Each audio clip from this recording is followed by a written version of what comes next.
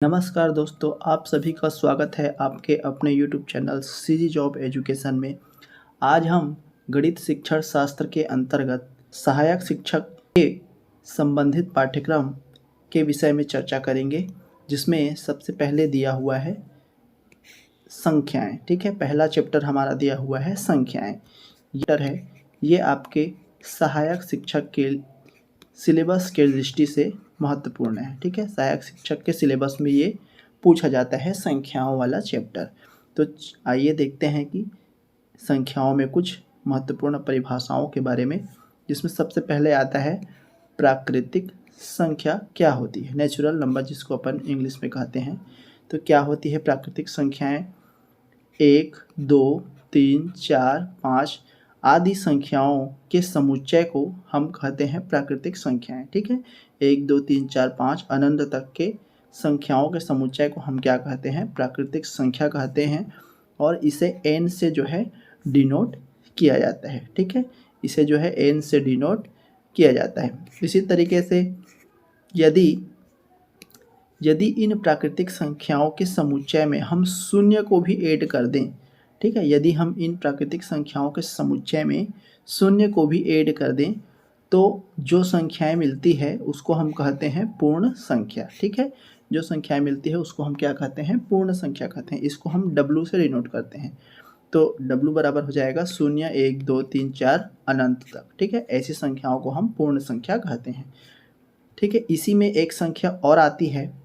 यदि हम इन प्राकृतिक संख्याओं के धनात्मक और ऋणात्मक मान दोनों को हम रख दें, ठीक है, कैसे रख दें? जैसे -3 है, -2 है, -1 है ना, फिर 0 इधर, +1 है ना, +2, +3, इस तरीके से हम आगे रख दें तो ऐसी संख्याओं को हम कहते हैं पूर्णांक संख्या। ठीक है, ऐसी संख्याओं को हम क्या कहते हैं? पूर्णांक संख्या। ठीक है, ऐसी संख्याओं को हम पूर्णांक संख्या कहते हैं और इसको Z से डिनोट किया जाता है। ठीक है, अब इसके बाद देखते हैं सम संख्याओं के बारे में, है ना। सम संख्या क्या होती है? चलिए सम संख्याओं के बारे में जान देते हैं, सम और विषम संख्याओं के बारे में। तो सम संख्याएं क्या होती है? वे संख्याएं जो 2 से पूर्णतः विभाजित हो जाती है, या ऐसी संख्याएं जिसके अंत में 2, 4, 6, 8, 0, ठीक है, 2, 4, 6, 8 या 0 हो।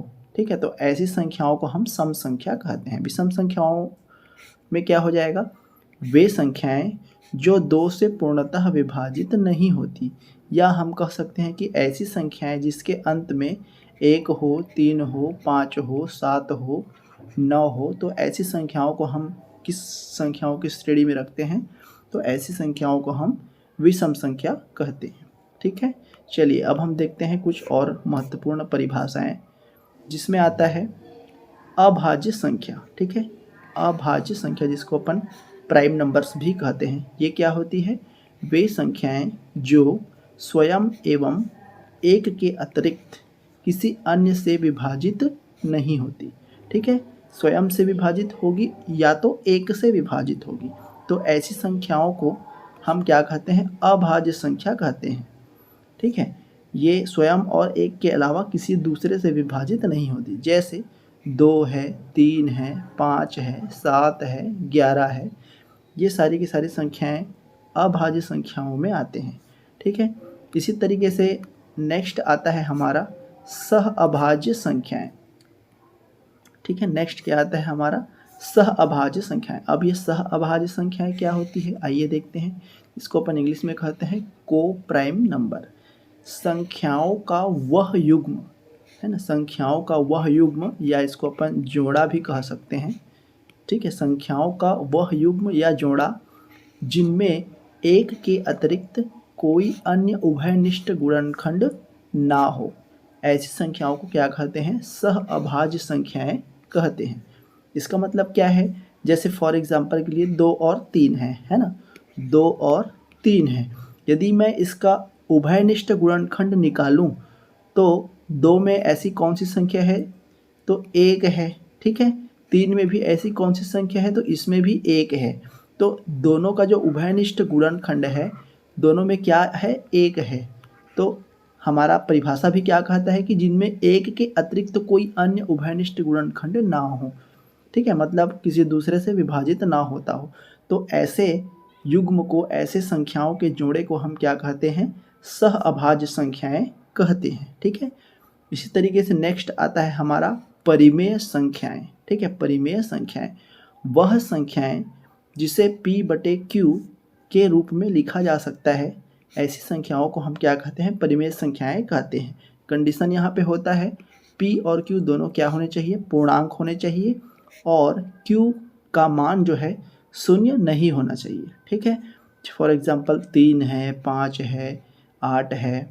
ठीक है, 3 है, 5 है, 8 है, 5/7 है, 22/7 है, ये सारी की सारी परिमेय संख्याएं जो हैं होती है। ठीक है, चलिए अब हम नेक्स्ट देखते हैं। देखिए ये तो हो गई परिमेय संख्या। अपरिमेय संख्याओं में क्या हो जाएगा, अगर हम इसी में अपरिमेय संख्याओं की परिभाषा देखें तो क्या हो जाएगा, इसे हम p/q के रूप में नहीं लिख सकते। ठीक है, इसे हम p/q के, जैसे वर्गमूल का कोई कंडीशन रहता है, जैसे वर्गमूल 3 है ना, ये सारे वर्गमूल 2 है। ठीक है, ये सारे के सारे किस में आते हैं, अपरिमेय संख्याओं में आते हैं। ठीक है, अब चलिए देखते हैं इस पर आधारित कुछ प्रश्न। ठीक है, संख्याओं पर आधारित कुछ प्रश्नों के बारे में। तो सबसे पहला आता है हमारा क्वेश्चन नंबर 1, संख्या पद्धति की सोपान क्रमिक श्रृंखला को प्रदर्शित करने के लिए कौन सा क्रम सही है। ये आपके टेट परीक्षा में पूछा गया था। ठीक है, जहाँ पे हमको दिया है n क्या है, प्राकृतिक संख्याएं हैं, w क्या है, पूर्ण संख्याएं हैं, q क्या है, परिमेय संख्याएं हैं, और z पूर्णांक संख्याएं हैं। तो मैंने अभी बताया है ना, क्या बताया मैंने अभी कि 1 2 3 4 5 अनंत तक इन संख्याओं को हम क्या कहते हैं, प्राकृतिक संख्याएं कहते हैं। तो पहले ये बना है ना, इन प्राकृतिक संख्याओं में यदि हम शून्य को और ऐड कर देते हैं तो हमारा कौन सा संख्या मिलता है, पूर्ण संख्या। तो प्राकृतिक संख्या के बाद क्या आया, पूर्ण संख्या आया। इन पूर्ण संख्याओं और प्राकृतिक संख्याओं के धनात्मक और ऋणात्मक वैल्यू को अगर हम लेते हैं तो उसमें हमको कौन सी संख्या मिलती है, पूर्णांक संख्याएं मिलती है। मतलब इसके बाद क्या आया, पूर्णांक संख्याएं आई। यदि इन पूर्णांक संख्याओं को हम धनात्मक या ऋणात्मक भिन्न के रूप में लिखें, है ना, भिन्न के रूप में मतलब p/q के रूप में लिखें, तो हमें कौन सी संख्या मिलती है, तो हमें मिलती है परिमेय संख्या। मतलब जो संख्या पद्धति का सोपान क्रमिक श्रृंखला है वो कैसे चलता है, पहले n, फिर w, फिर z, उसके बाद q, इस तरीके से चलता है। ठीक है, तो हमारा आंसर क्या हो जाएगा, NWZQ, NWZQ, ये जो C है वो हमारा आंसर हो जाएगा। ठीक है, तो इस तरीके से हम बनाते हैं, ये हो जाएगा C आपका आंसर। चलिए अब हम दूसरा क्वेश्चन देखते हैं। दूसरा क्वेश्चन हमारा बताया गया है, क्वेश्चन नंबर 2, निम्नलिखित में से कौन सी संख्या अपरिमेय संख्या है ना। अपरिमेय संख्या बताया मैंने कि इसको अपन वर्गमूल के फॉर्म में भी लिखते हैं, जिसको p/q के रूप में नहीं लिखा जा सकता है ना। ऐसी संख्याओं को हम क्या कहते हैं, अपरिमेय संख्या कहते हैं। ठीक है, तो वर्गमूल में जनरली जो रहता है वो अपरिमेय संख्याओं की श्रेणी में आता है।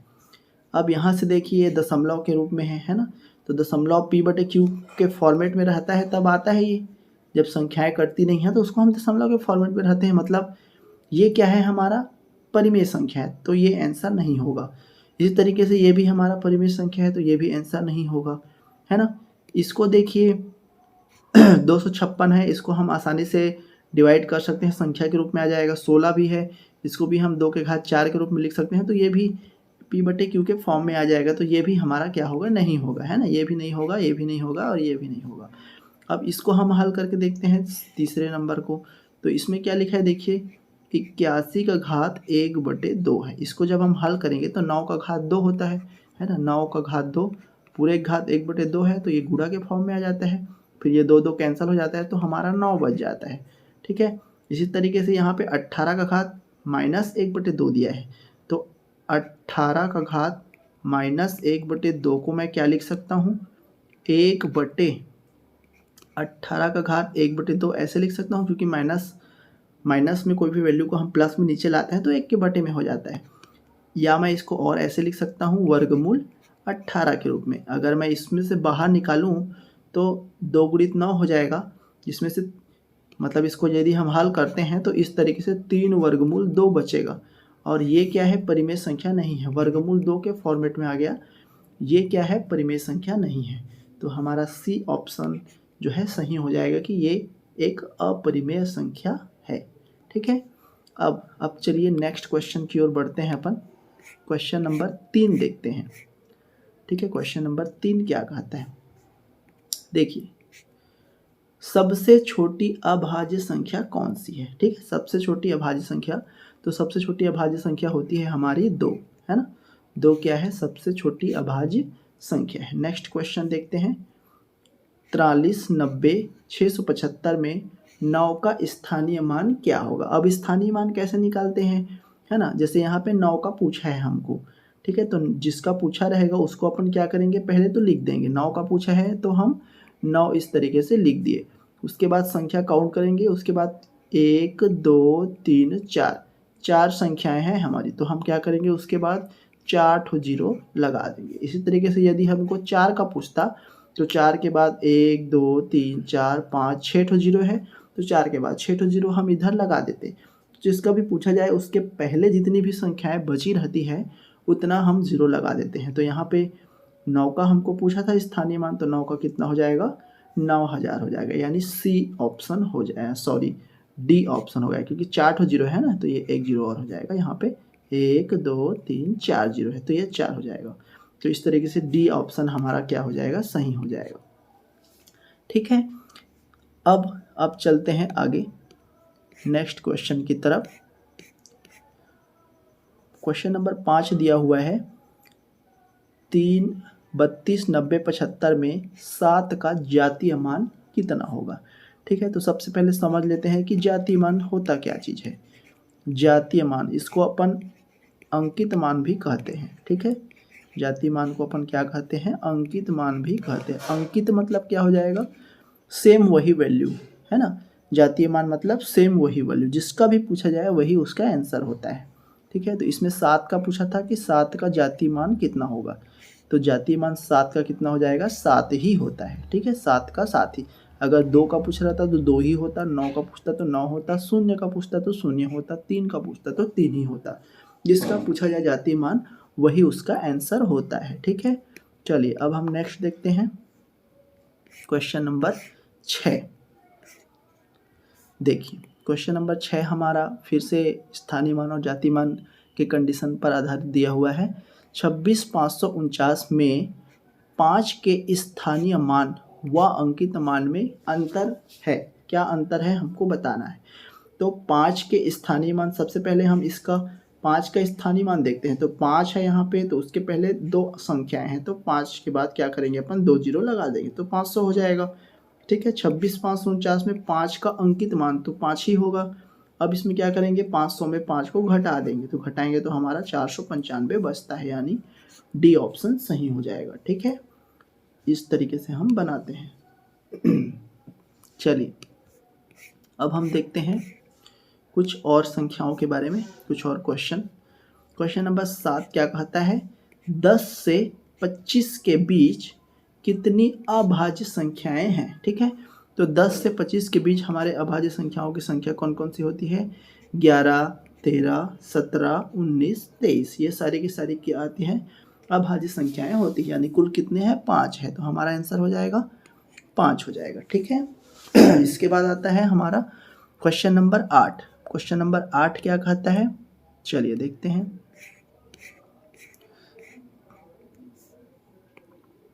क्वेश्चन नंबर 8 बोलता है, निम्न में से कौन सी अभाज्य संख्या है ना, कौन सी संख्याएं अभाज्य संख्या है ये हमको बतानी है। ठीक है, अब देखिए यहाँ पे 161 दिया है, 147 दिया है, 373 दिया है, 437 दिया है ना। तो सबको डिवाइड करके देख लीजिएगा, सी ऑप्शन हमारा आएगा 373। ये क्या है, अभाज्य संख्या है। ठीक है, अब यहाँ पे देखते हैं कुछ महत्वपूर्ण पॉइंट्स के बारे में कि 1 से लेकर के 25 तक की अभाज्य संख्याओं की संख्या हमारी कितनी होती है, 9 होती है। इसी तरीके से 25 और 50 तक की अभाज्य संख्याएं हमारा 6 होती है। 1 से लेकर के 50 तक की कुल अभाज्य संख्याएं 15 होती है और 1 से लेकर के 100 तक में की संख्याओं में हमारा जो है 25 अभाज्य संख्याएं होती है। तो ये आप याद रखिएगा, अक्सर परीक्षाओं में जो है पूछे जाते हैं। ठीक है, इसके बाद आता है हमारा क्वेश्चन नंबर 9। क्वेश्चन नंबर 9 समझने से पहले सबसे पहले हम देखेंगे डिविजिबिलिटी रूल के बारे में। तो चलिए डिविजिबिलिटी रूल के बारे में हम देखते हैं। इसको अपन विभाज्यता का नियम भी कहते हैं, है ना। तो इसके बारे में हम पहले चर्चा कर लेते हैं। विभाज्यता का नियम, ठीक है। तो चलिए देखते हैं विभाज्यता का कौन कौन से नियम होता है। विभाज्यता के नियम में भाजकता के कुछ नियम, रूल्स ऑफ डिविजिबिलिटी, ठीक है। तो देखिए 2 से विभाज्यता का नियम क्या कहता है, दी गई संख्या का इकाई अंक यदि 0 हो, 2 हो, 4 हो, 6 हो, 8 हो, यानी सम संख्याएं दिया गया हो, तब ये 2 से क्या होता है, विभाजित होता है। ठीक है। 3 से विभाज्यता का नियम क्या कहता है, संख्या के अंकों का योग 3 से विभक्त होने चाहिए, तब ये 3 से जो है विभाजित होता है। यानी संख्याओं को हम जोड़ेंगे और जोड़ने के बाद जो संख्या बचेगी, योग करने के बाद जितनी भी संख्या आएगी वो 3 से यदि विभक्त होता है तो पूरा का पूरा संख्या भी 3 से जो है विभाजित होगा। 4 से विभक्त का क्या नियम है, संख्या के अंतिम 2 अंकों से बनी संख्या 4 से विभक्त होनी चाहिए। जैसे 4, 4, 5, 6, 7 इस तरीके से दिया हुआ है ना। तो लास्ट का 2 अंक यदि 4 से विभाजित होता है, उस कंडीशन में सारे के सारे संख्याएं क्या होंगी, 4 से विभाजित होंगी। ठीक है, इस तरीके से होता है। ठीक, अब देखते हैं 5 से विभाज्यता के क्या नियम है। ठीक है, 5 से विभाज्यता के नियम क्या है कि जो संख्याएं हैं, है ना, संख्याएं हैं उसके इकाई अंक में 0 या 5 होने चाहिए, तब ये 5 से विभाजित होता है। इसी तरीके से 6 से विभाज्यता का क्या नियम है, दी गई संख्या 2 और 3 दोनों से विभाजित होने चाहिए। अब 2 से कैसे विभाजित होने चाहिए वो मैंने बताया, और 3 से कैसे विभाजित होने चाहिए वो भी मैंने बताया। तो ये दोनों का जो नियम है वो 6 के नियम के लिए लागू होगा, है ना। इसी तरीके से 8 का नियम क्या कहता है, संख्या के 3 अंक, है ना, से बनी हुई संख्या 8 से विभाजित होनी चाहिए। अंतिम 3 अंक, जैसे कोई भी संख्या दिया है 1, 2, 3, 4, 5, 6, 7, 8 इस तरीके से, तो ये 3 संख्याएं हम लेंगे। ये तीनों संख्याएं किससे विभाजित होने चाहिए, 8 से विभाजित होने चाहिए। ठीक है, तब जाके ये पूरी की पूरी संख्या किससे विभाजित होगी, 8 से विभाजित होगी। ठीक है, इसके बाद आता है 9 का नियम। ठीक है, चलिए 9 का नियम क्या कहता है, संख्या के अंकों का योग 9 से विभाजित होने चाहिए, है ना। संख्या के अंकों का जो योग है वो 9 से विभाजित होने चाहिए। तो पूरी की पूरी संख्या भी किससे विभाजित होगी, 9 से विभाजित होगी। 10 से विभाजित का नियम क्या कहता है, 0 होना चाहिए, है ना, इकाई अंक में 0 होना चाहिए, तो वो पूरी की पूरी संख्या भी 10 से विभाजित हो जाती है। ठीक है, 11 से विभाज्यता का नियम क्या कहता है, संख्या के सम स्थानों के अंकों का योग तथा विषम स्थानों के अंकों का योग का अंतर 0 हो या 11 का कोई गुणा जो हो, है ना। बहुत सारी संख्याएं जैसे 1, 2, 3, 4, 5, 6, 7 इस तरीके से हो, तो हम क्या करेंगे, संख्या के सम स्थान यानी ये वाला जोड़ देंगे। ठीक है, ये विषम वाला होगा, ये पहला और तीसरा जोड़ देंगे। ठीक, उसके बाद 5वां जोड़ देंगे, उसके बाद ये 7वां जोड़ देंगे, तो ये विषम वाला पार्ट हो गया हमारा, है ना। इसी तरीके से सम वाला पार्ट हो जाएगा 2, 4 और 6, तो ये सम वाला पार्ट हो गया। इन दोनों को हम क्या करेंगे, जोड़ देंगे। जोड़ने के बाद इनका जो अंतर रहेगा, है ना, सम वाला पार्ट और विषम वाला पार्ट को जोड़ने के बाद जो इसका अंतर रहेगा, या तो ये 0 हो या 11 का कोई गुणज हो, तब जाके ये पूरी की पूरी संख्या जो है 11 से विभाजित हो जाता है। ठीक है, तो ये कुछ विभाज्यता के नियम हैं। अब चलिए अपन क्वेश्चन को हल करते हैं इससे संबंधित। तो क्वेश्चन नंबर 9 अपन देख रहे थे, इसमें दिया हुआ है यदि 5 4 3 2 स्टार 7 9 से पूर्णतः विभाज्य होता है। ठीक है, तो स्टार के स्थान पर आने वाले सबसे छोटा अंक क्या होगा, तो स्टार के जगह पे कौन सी संख्या आएगी ये हमको बतानी है। ठीक है, स्टार की जगह में कौन सी संख्या आएगी ये हमको क्या करनी है, बतानी है। तो चलिए देखते हैं। देखिए हमारा संख्या दिया है 5 4 3 2 स्टार और 7, तो 9 से विभाज्य का नियम मैंने क्या बताया कि सभी संख्याओं का योग 9 से विभाजित तो होना चाहिए। ठीक है, तो सभी संख्या जितने भी संख्या दिया गया है उसमें क्या करेंगे, अपन सबको जोड़ देंगे। तो 5 धन 4 धन 3 धन 2 प्लस 7 और ये स्टार भी बच गया है ना, तो ये स्टार को यहाँ पे अपन लिख लेते हैं। अभी हमको पता नहीं है स्टार की जगह क्या आएगी। अब इसको जोड़ दीजिए, 5 4 9 9 3 12 12 और 2 14 14 और 7 21, तो टोटल हो गया ये 21 और ये स्टार बच गया। अब देखिए 21 9 से विभाजित होता नहीं है, है ना, तो 21 में क्या जोड़े कि ये 9 से विभाजित हो जाए, तो यदि हम 6 जोड़ते हैं तो 21 और 6 कितना हो जाएगा, 27 हो जाएगा, है ना। 21 और 6 कितना हो जाएगा, 27 हो जाएगा। और ये जो 27 है ये किससे विभाजित हो जाता है, 9 से विभाजित हो जाता है, इसलिए स्टार के जगह में हमारा क्या आ जाएगा, 6 आ जाएगा। ठीक है, तो इस तरीके से हम निकाल सकते हैं। चलिए अब नेक्स्ट क्वेश्चन देखते हैं। नेक्स्ट क्वेश्चन है हमारा क्वेश्चन नंबर 10। इनमें से कौन सी संख्या 11 से पूर्णतः विभाजित है ना। अब मैंने अभी बताया कि हम क्या करेंगे, विषम संख्याओं का योग माइनस सम संख्याओं का योग, है ना, मतलब विषम स्थान में जो भी संख्याएं हैं उनका योग और सम स्थान में जो भी संख्याएं हैं उनका योग करेंगे, दोनों को घटाएंगे।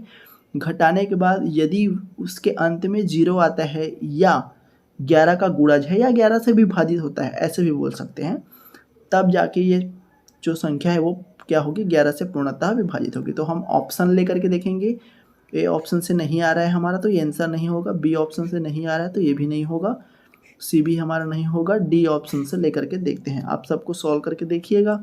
ठीक है, तो डी ऑप्शन यदि हम लेते हैं, अब जोड़ दीजिए इसको, पहले विषम संख्याओं को जोड़ेंगे, 4 6 और ये सॉरी एक मिनट ना, पहले क्या करेंगे, हम विषम संख्या को जोड़ेंगे, 4 5 और 2 को, तो 5 4 9 और 9 2 11 हो गया हमारा। ठीक है, इसी तरीके से सम संख्या को जोड़ेंगे, 2 6 और 4, तो ये भी हमारा 11 ही हो रहा है, तो 11 माइनस 11 करेंगे यानी 0 हो जाएगा, तो 0 आ रहा है, मतलब ये पूरी की पूरी संख्या क्या होगी, 11 से विभाजित होगी, इसलिए हमारा डी क्या हो जाएगा, आंसर हो जाएगा 415625। ठीक है, 24।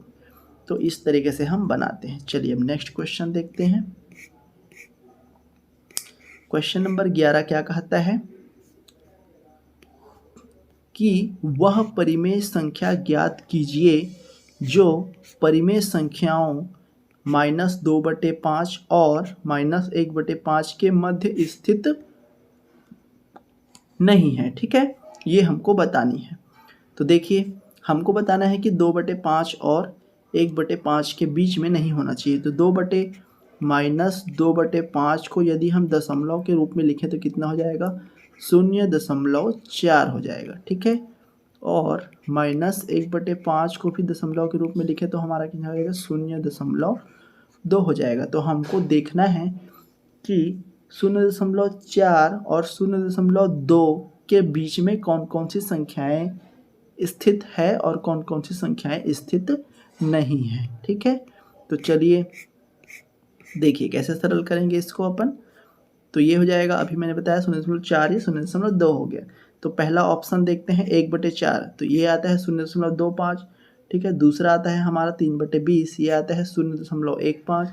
1/20 ये आता है 0.05 और -7/20 हमारा 0.35 आता है। तो इसमें क्या है, जो संख्याएं दी गई हैं, है ना, इन संख्याओं में 0.4 और 0.2 के मध्य दो संख्याएं स्थापित नहीं है। ठीक है, देखिए 0.4 और 0.2 के मध्य है ना, 0.4 यानी 0.4 शून्य लिख सकते हैं इसको, और इसको 0.2 शून्य लिख सकते हैं। तो 40 और 20 के मध्य में, 40 और 20 के मध्य में ये आ गया। ठीक है, ये आ गया है ना, और ये जो है नहीं आ रहा है। ठीक है, ये और ये दोनों जो है नहीं आ रहा है। ठीक, लेकिन हम दो ऑप्शन आ गया इसमें, तो हम कौन सा ऑप्शन चूज करेंगे? लास्ट वाला, इनमें से कोई नहीं, क्योंकि दो ऑप्शन हमारा सही हो जा रहा है ना, तो ये हो जाएगा इनमें से कोई नहीं। ठीक है, तो इस तरीके से हम हल करते हैं। इसके बाद आता है यूनिट डिजिट निकालना, तो इसको अपन कल पढ़ेंगे है ना। कल में संख्याओं के जितने भी और महत्वपूर्ण क्वेश्चन है उसको अपन हल करेंगे। ठीक है दोस्तों, धन्यवाद।